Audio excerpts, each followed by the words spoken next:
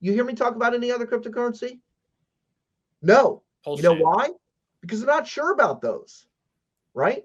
For once, something in the crypto space actually looks promising, like it's going to do what it's supposed to do. For once in cryptocurrency, I mean, it's just insane, and everyone's like, "Oh, well, the next one to do a 10,000x too." No, it won't.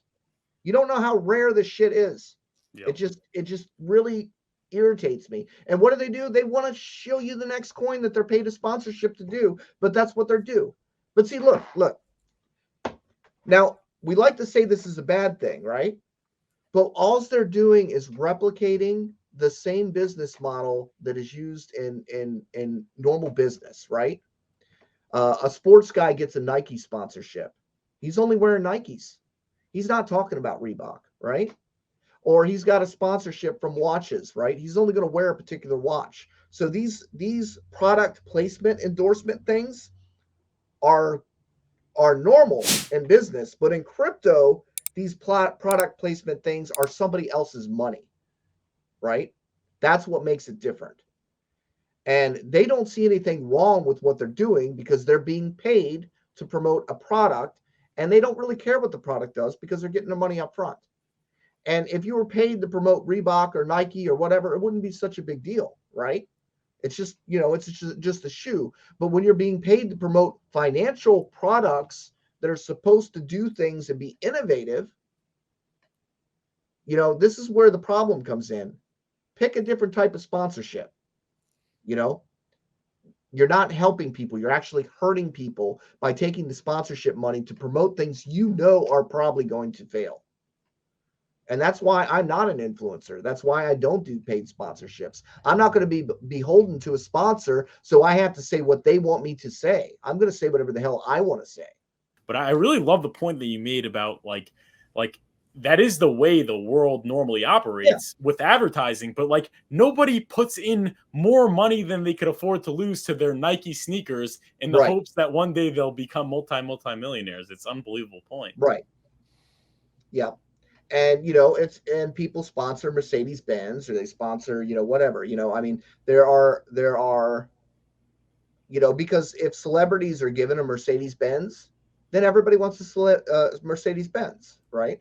So that's kind of the way of the sponsorship world.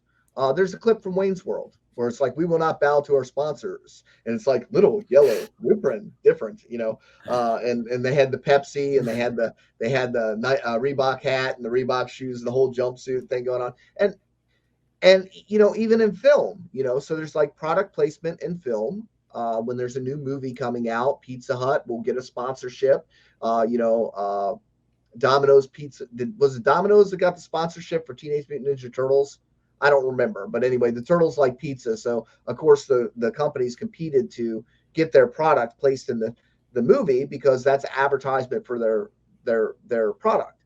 And that is normal behavior, and I can understand how people could get lured into it. uh, and I can understand that maybe they haven't took time to think about the consequences, right? But it's almost like being an arms salesman. It's like selling nukes to people. Somebody's going to get hurt. And people don't think about the consequences of doing that stuff because they're not seeing. Because what happens is people just go away. They just unfollow you and they go away.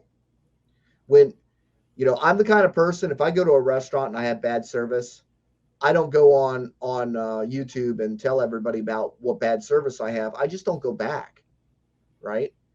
And what happens is I don't feel that the influencers are helping, because if people come into the crypto space and their first experience is getting rug pulled, they're going to have a bad experience with crypto and they're not coming back, right? So I don't see where that's a benefit, to provide knowledge of these projects that are coming out that are probably going nowhere, because in result, if that's their first experience and they have a bad one, you have now lost them to the crypto space. And I don't think that's good for anybody. I don't think that builds us up. It just makes us look, it doesn't give us validation. It doesn't make us look good. It just creates more people out in the world saying, yeah, I tried that crypto thing once and it sucked. You know how many people I run into and say, yeah, I was in crypto back in 2017, and you know, 2018 everything went to shit, and I'm never doing that shit again, right? There's a lot of those.